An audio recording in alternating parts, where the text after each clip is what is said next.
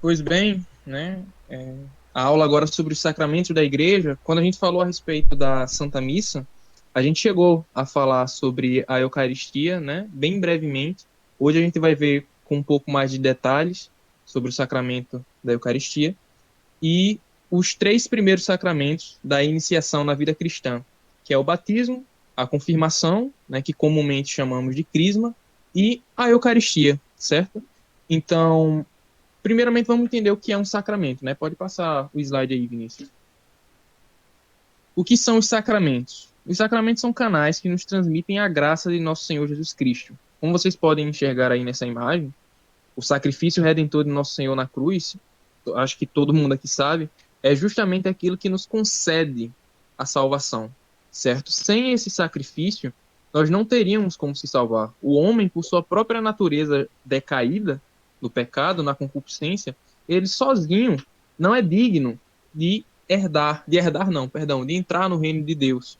Então, era necessário com que Jesus, né, que é Deus, nos transmitisse, né, nos fornecesse algum meio para alcançar essa salvação, certo? Por isso que nós temos esse sacrifício redentor e temos também os sacramentos pelo próprio Jesus instituídos, que são como que canais para transmitir essa graça que ele nos concede por meio da cruz.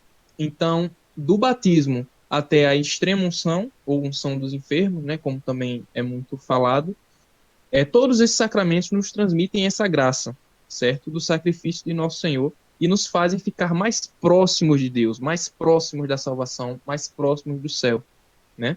Então, enfim, é, temos aqui os sete sacramentos, né? O batismo, Eucaristia, confirmação. Nós falaremos sobre esses três hoje.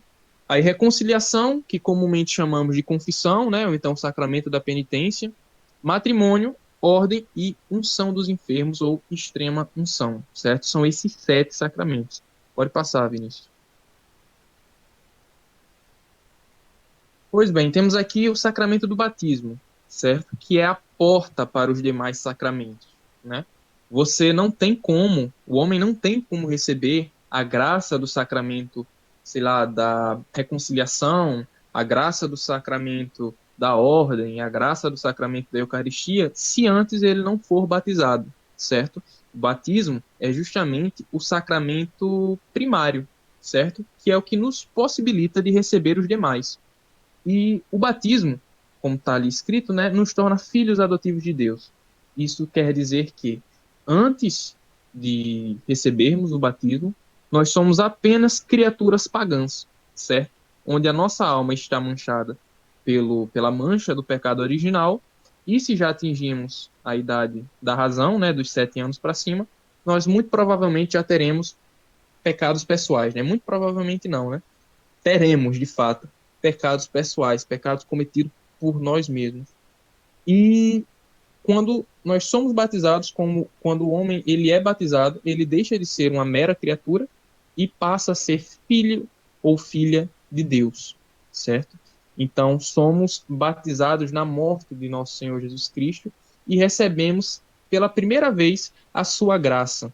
Essa mesma graça que limpa todos os pecados, né? Se, como falei, se já houver pecados pessoais, o batismo irá limpar esses pecados, irá perdoar esses pecados e as consequências desses pecados, vale lembrar, e também irá limpar a alma dessa mancha do pecado original. A concupiscência, ela permanece, certo? Para quem estranha esse nome, concupiscência é essa nossa inclinação ao erro, é essa nossa inclinação ao pecado.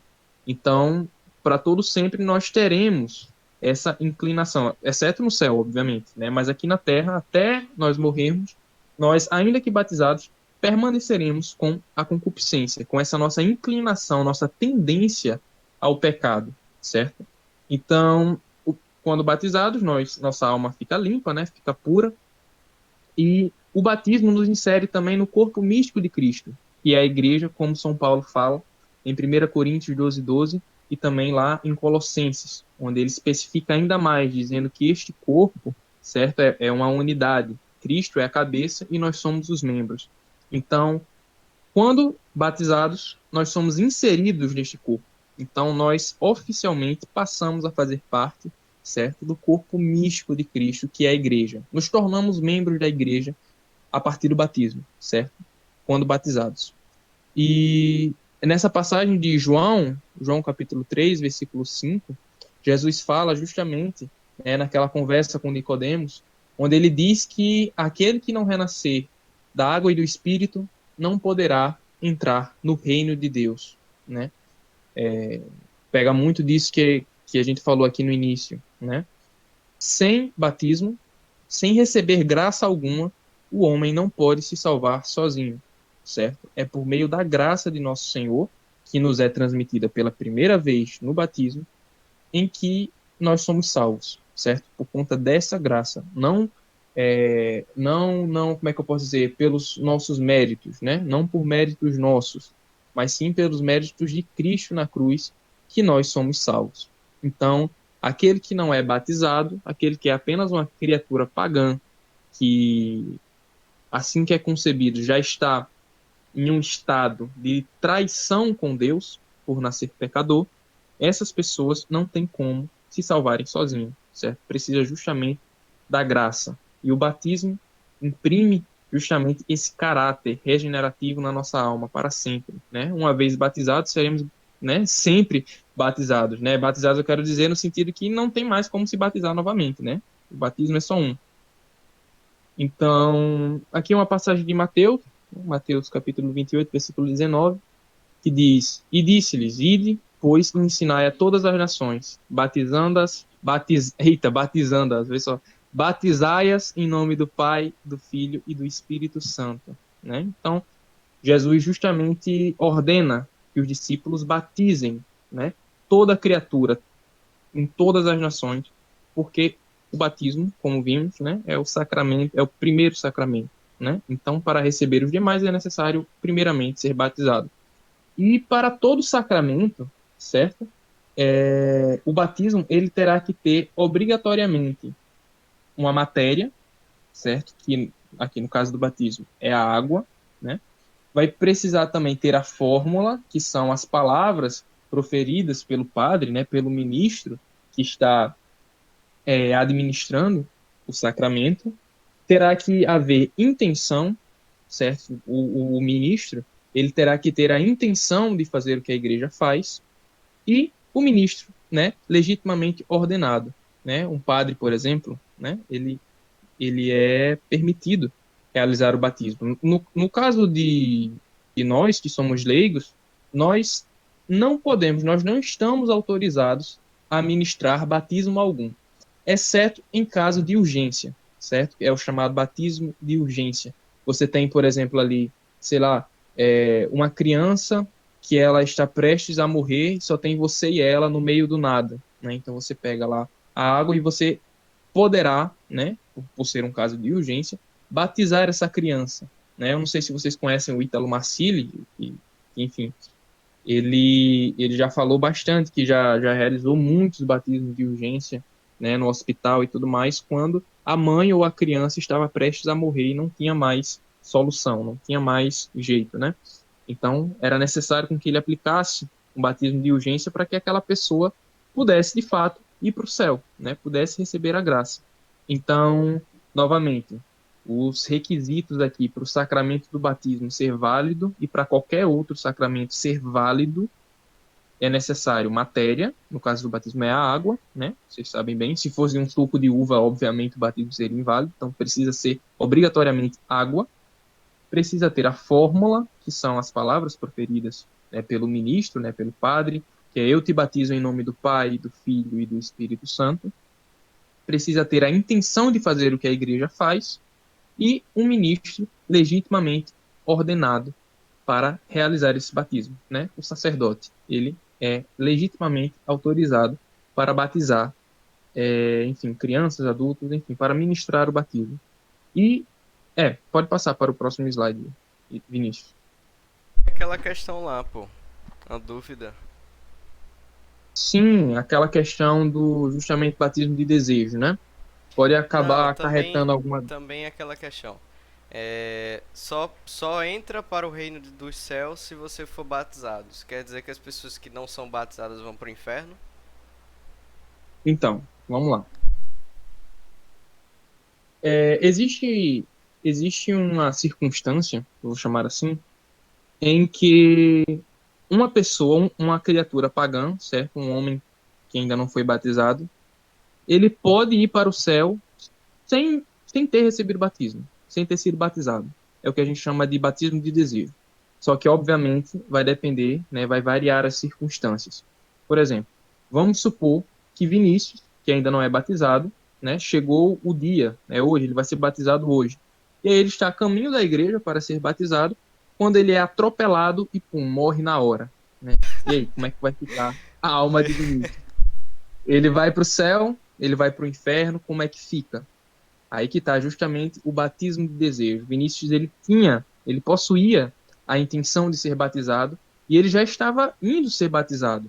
Porém, aconteceu, né, um acidente, uma catástrofe. Infelizmente, ele não pôde ser batizado, mas não por intenção dele, certo? Porque a intenção dele era ser batizado. Então, nesse caso, vai haver um batismo de desejo. A graça de nosso Senhor vai alcançar a alma de Vinícius, que ainda que não tivesse recebido a graça por meio do batismo, tinha a intenção de recebê-lo, e se assim pudesse, né, o faria, seria batizado. Então, o batismo de desejo é isso. Só que, obviamente, vai variar bastante, né, de circunstância para circunstância. Mas, pela infinita misericórdia e bondade de nosso Senhor, Vinícius seria batizado, porque ele já estaria, né, indo ser batizado, porém, infelizmente, não pôde, certo? Mas não por culpa dele, né? Ele tinha a intenção de ser batizado. Então, nesse caso, nessa situação hipotética, nessa circunstância em específico, Vinícius seria salvo, mesmo assim, né? E no caso das crianças, né, que por alguma razão social, por alguma razão cultural, não serão batizadas, certo? Por conta dos pais ou, enfim, por algum problema social, né, ou cultural, como a gente muito vê acontecer na Coreia do Norte, na China, né? Pessoas assim, certo? Não somente crianças, mas adultos, enfim, as pessoas em geral que vivem nesse estado de impedimento social de conhecer a verdade, como é o caso da ditadura coreana, né? Essas pessoas, elas vivem em ignorância invencível. Isso daí é 99% de certeza, né? Porque somente Deus sabe, de fato, aquelas pessoas que vivem em ignorância invencível, que nunca nem ouviram falar em Jesus Cristo, que nunca ouviram falar em igreja. Somente Deus sabe disso. Porém, em ditaduras como a da Coreia, que as pessoas não têm acesso nem a um celular direito, né? Não conhecem nada, estão distantes do conhecimento, das informações, pessoas que são controladas por uma ditadura, por um governo, e realmente não tem como possuir algum meio de informação, né, de conhecimento para chegar na verdade, pessoas assim vivem em um estado de ignorância invencível. Ou seja, ela não é batizada, por exemplo, mas não porque ela não quer, mas sim porque ela não pode, ela não conhece de fato e nem vai poder conhecer, porque um motivo maior, né, uma força maior, que seria a força do Estado, a impede de sequer ter conhecimento disso, de sequer ter ciência do que é um batismo, do que é uma igreja, né? Então, pessoas assim, elas vivendo em ignorância invencível, né, de fato, em ignorância invencível, a graça de nosso Senhor também irá as alcançar, também irá alcançar essas almas, entendeu? Mas, obviamente, que vai variar um pouco também com a circunstância, né? Essa pessoa, por exemplo, se for um estuprador, mas ainda que ignorância invencível, aí fica um pouquinho complicado, convenhamos, né? Então, será analisado algumas coisas que, como eu falei, esse juízo só é pertencente a Deus, né? Vai ser avaliado o quê? Se ela de fato vive em ignorância invencível, se ela vai ser avaliado também o cumprimento da lei natural, porque a lei natural já está intrinsecamente selada em nossos corações, né? O homem sabe que matar uma vida inocente é errado, por exemplo, sabe que roubar é errado por sua própria natureza, não precisa nem ser católico ou protestante. Isso daí já vem selado na alma do homem, na alma não, perdão, no coração, né? Então, enfim, essas circunstâncias, né, essas questões serão todas avaliadas, né, pelo juiz que é Deus. Porém, como eu falei, pessoas que vivem de fato em estado de ignorância invencível e têm o mínimo de cumprimento da lei natural, muito provavelmente essas pessoas serão salvas, né? Somente Deus que vai avaliar as circunstâncias, mas ela não tem como ser culpada de algo que ela não pode nem mesmo acessar, né? Ter conhecimento da verdade. Enfim, pode passar para o próximo slide. O sacramento da Eucaristia. Esse daqui, de fato, é o ápice, né, da fé. Como a gente colocou ali, né, a Eucaristia é o ponto mais alto da fé cristã. Porque, de fato, se trata do Cristo ressuscitado ali na hóstia consagrada. Então, não tem outro sacramento que seja mais sublime do que ter ali na sua frente, né, do que comungar o corpo do próprio Cristo. Então, a Eucaristia a gente já falou um pouco também na aula anterior, quando falamos a respeito da missa, porém aqui a gente vai entrar em alguns detalhes a mais, certo? Que essa questão dos acidentes, né, da substância, da transubstanciação, pode ficar um pouco confuso na cabeça de algumas pessoas, como de fato ficou naquelas primeiras aulas. Mas, enfim, eu vou até ler aqui, certo? Porque de fato é um assunto que requer mais atenção. E, enfim, trata-se do Cristo ressuscitado na hóstia consagrada, né? Aquilo que eu acabei de falar. Ainda que os acidentes de pão, né? Ainda que os acidentes da hóstia permaneçam os mesmos, ou seja, ainda que continue o cheiro, o gosto, a aparência, isso nós chamamos de acidentes. Cristo se faz presente em substância, milagre que conhecemos como transubstanciação. Então, a partir do momento em que o padre consagra a hóstia, certo? Que aquela hóstia deixa de ser somente uma hóstia, se torna a hóstia consagrada, se torna de fato o corpo de Nosso Senhor, os acidentes não importarão mais, certo? O que vai importar de fato é que aquela hóstia não tem mais a substância de hóstia, e sim o, o Cristo ressuscitado, certo?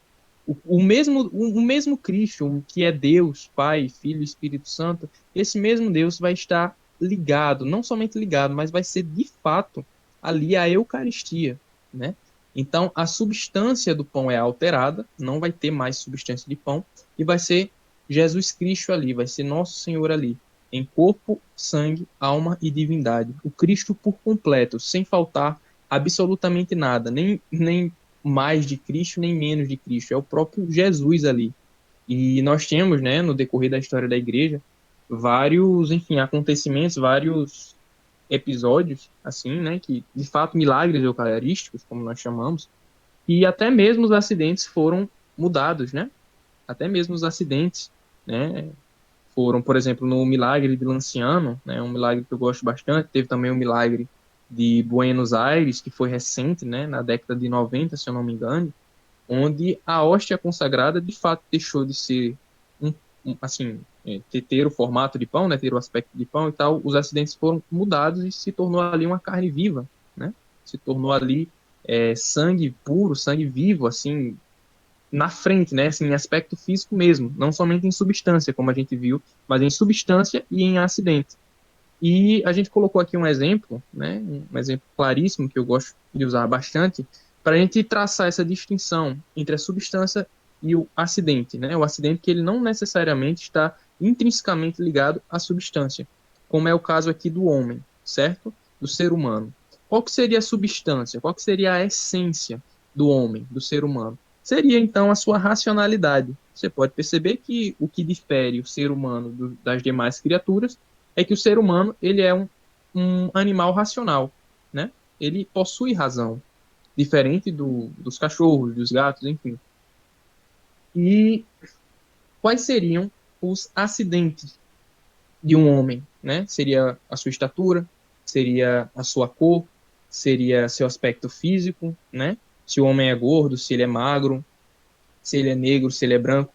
Não é necessariamente essa a essência do homem. A sua essência é ser racional, certo? É ser uma criatura racional. Então, pouco importa se o homem é branco ou negro, né? Fato é que ele é um homem e ele vai possuir razão, a razão que é a substância.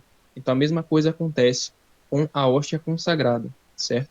Então, a gente tem um exemplo aqui, né, numa passagem de João capítulo 6, do versículo 50 ao 58, em que, na verdade, na primeira aula, nós vimos aquela passagem da Santa Ceia, né, que é uma passagem muito conhecida, inclusive são aquelas as palavras da consagração, né, tomai todos e comei, este é o meu corpo. Enfim, essas são as palavras da consagração, essa que é a fórmula do sacramento da Eucaristia.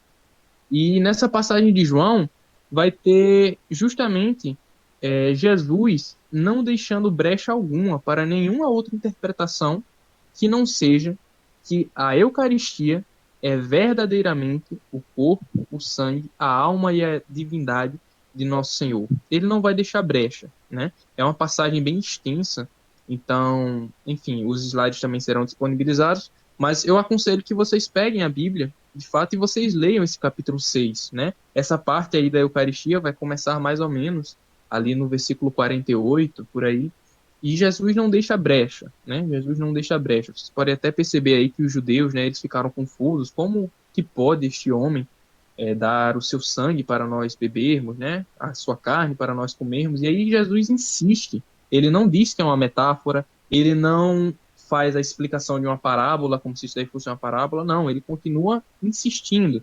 A minha carne é verdadeiramente uma comida e o meu sangue é verdadeiramente uma bebida, né?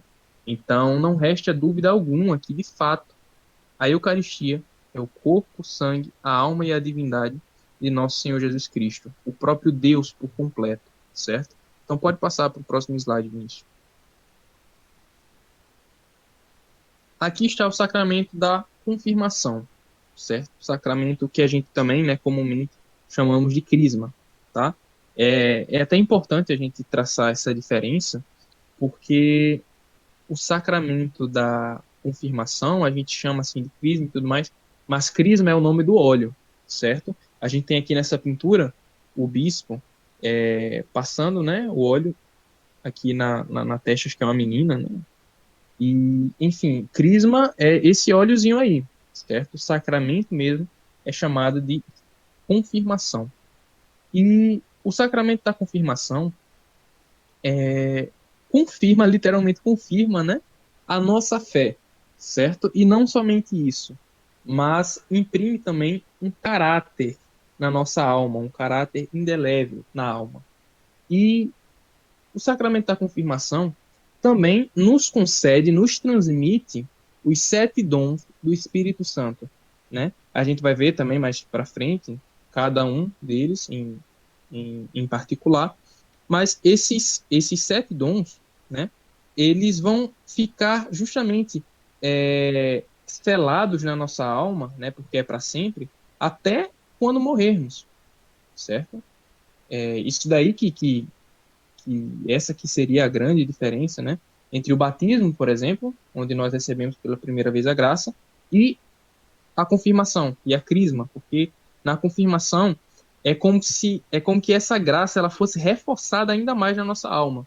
Então é mais do que necessário com que toda criatura, certo, já batizada, receba o sacramento da confirmação para que possa receber também os 7 dons, né, que seria sabedoria, inteligência, conselho, fortaleza, ciência, piedade e temor de Deus. Esses 7 dons ficarão marcados, ficarão selados na nossa alma, né, na alma do caso dos crismandos, pelo resto da vida, certo? Não tem como voltar atrás, pode-se dizer assim, não tem como se perder esses 7 dons, eles ficarão para sempre. E aqui nós temos né, a gente colocou uma passagem de Atos 8, mas tem outras passagens também no livro de Atos dos Apóstolos que fala a respeito do sacramento da confirmação, mas a gente colocou essa daqui que diz o seguinte: estes, assim que chegaram, fizeram oração pelos novos fiéis, a fim de receberem o Espírito Santo, visto que não havia descido ainda sobre nenhum deles, mas tinham sido somente batizados em nome do Senhor Jesus. Então, os 2 apóstolos lhes impuseram as mãos e receberam o Espírito Santo, né? Justamente, receberam o Espírito Santo, foram crismados, certo? E isso daqui é um sacramento que o ministro, né, como a gente viu, é um dos critérios, né, desse sacramento, ter um ministro, diferente do sacramento do batismo, por exemplo, esse sacramento, só quem administra é o bispo, certo? Isso daí é bíblico, né? Somente o bispo tem a autoridade e tem essa permissão para ministrar o sacramento da confirmação. Então, em tese, né, resumindo, esses daí são os 3 sacramentos de início, pode-se dizer assim, o batismo, a confirmação e a Eucaristia. Eu aconselho que vocês, no catecismo, né, seja o catecismo de Trento, que é o que eu estou usando aqui, ou o catecismo da Igreja Católica, aquele amarelinho, mas assim, vocês deem uma olhada, vocês deem uma conferida a respeito dos sacramentos, porque de fato são assuntos muito, muito extensos. entendeu? Então, é necessário, de fato, um estudo, uma pesquisa, uma leitura, certo? Aqui a gente está tratando mais de uma forma resumida, justamente para dar uma base para esse estudo sobre os sacramentos. Na próxima aula, a gente vai ver a respeito dos demais, né? A respeito do sacramento da reconciliação, do sacramento do matrimônio, do sacramento da extrema-unção e o sacramento da ordem, certo? Então, os slides ficarão disponíveis, né, como material de auxílio para que vocês possam estudar após a aula, e também a aula ficará gravada, né? A aula já está sendo gravada e iremos disponibilizar o link para vocês. Então, é isso, né? Nós estamos abertos também a responder qualquer dúvida, seja no Discord, seja no grupo do WhatsApp, enfim. E que Deus os abençoe.